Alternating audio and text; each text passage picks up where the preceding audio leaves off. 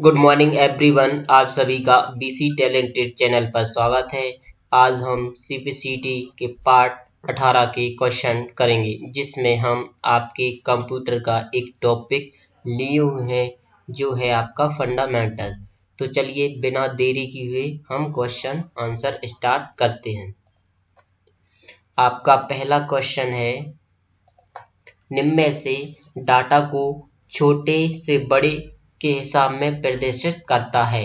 तो आपका right answer हो जाएगा फर्स्ट बिट। देखिए सबसे छोटे जो डाटा की सबसे छोटी क्या होती बिट।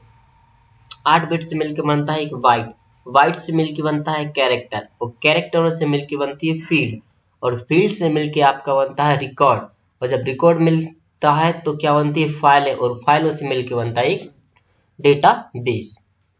डेटाबेस में प्राइमरी की का उद्देश्य है। तो डेटाबेस में प्राइमरी की का उद्देश्य क्या होता है आपका?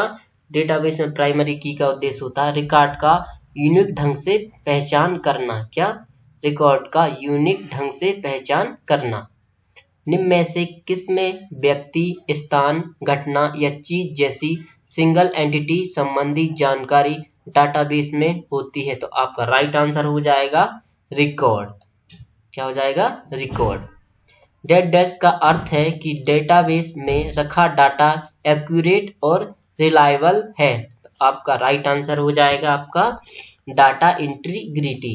Data integrity database management system होता है। डाटाबेस मैनेजमेंट सिस्टम होता है। तो आपका राइट आंसर हो जाएगा डाटा को क्रिएट, मेंटेन और कंट्रोल एक्सेस उपलब्ध कराने के लिए प्रयुक्त हार्डवेयर।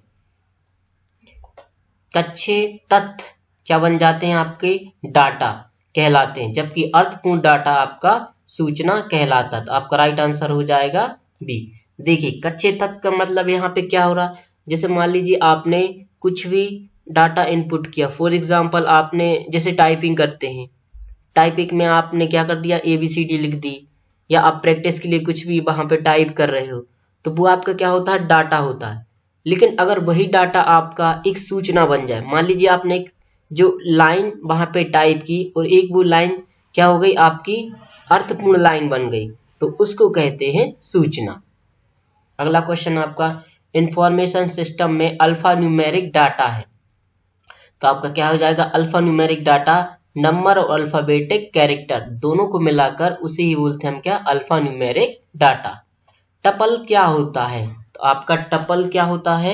टेबल की एक रो। टपल क्या होता है? टेबल की एक रो को टपल कहते हैं। रो आप जानते ही होंगे, MS एक्सेल में आपकी जो सेल्स होती है, सेल्स रो और कॉलम से मिलके बनी होती है।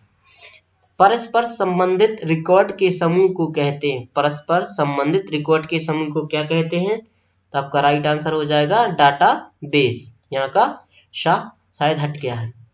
निकनेट है आपका। निकनेट क्या है आपका? राइट आंसर हो जाएगा आपका भारत के प्रत्येक जिलों को जोड़ने वाला नेटवर्क, उससे बोलते हैं हम क्या? निकनेट। लॉग हॉल नेटवर्क कहा जाता है। लॉग हॉल नेटवर्क कहा जाता है। तो किसको कहा जाता है लॉग हॉल नेटवर्क? आपका राइट आंसर हो जाएगा वैन को कहा जाता है। अर्पानेट है। तो अर्पानेट क्या है आपका? विश्व का पहला वैन नेटवर्क। ISDN सेवा में मॉडेम की जरूरत नहीं पड़ती, क्योंकि इसमें डेटा हस्तांतरण डिजिटल रूप में होता है। माइक्रो कंप्यूटर को टेलीफोन से कौन सी व्यवस्था जोड़ती है? आपका राइट आंसर हो जाएगा मॉडेम। संचार नेटवर्क जिसका प्रयोग बड़ी संस्थाओं द्वारा प्रादेशिक, राष्ट्रीय और वैश्विक क्षेत्र में किया जाता है कहलाता है। आपका राइट आंसर हो जाएगा वैन। ये थे आपके 15 क्वेश्चन हर वीडियो की तरह। अगर वीडियो आपको अच्छा लगा हो तो वीडियो को लाइक एंड चैनल को सब्सक्राइब करना ना भूलें। आपका ये टॉपिक बहुत ही जल्दी खत्म हो जाएगा, फिर हम आपका अगला टॉपिक स्टार्ट कर देंगे। और दोस्तों इसके बाद हमने एक सीरीज और स्टार्ट की है, जिसमें हम CPCT के अभी तक भी जितने भी एग्जाम्स हुए हैं उन सभी एग्जामों को यहाँ पे सॉल्व कराया जा रहा है, जिसमें हम आपको सिर्फ कंप्यूटर के 52 क्वेश्चन आते हैं जो उनको सॉल्व करा रहे हैं, ताकि आप CPCT एग्जाम एक ही बार में क्लियर कर सकें।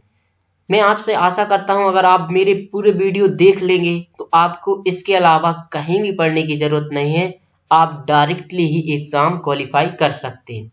चलिए दोस्तों, तो फिर मिलते हैं अगले वीडियो में, तब तक के लिए खूब प्रैक्टिस कीजिए।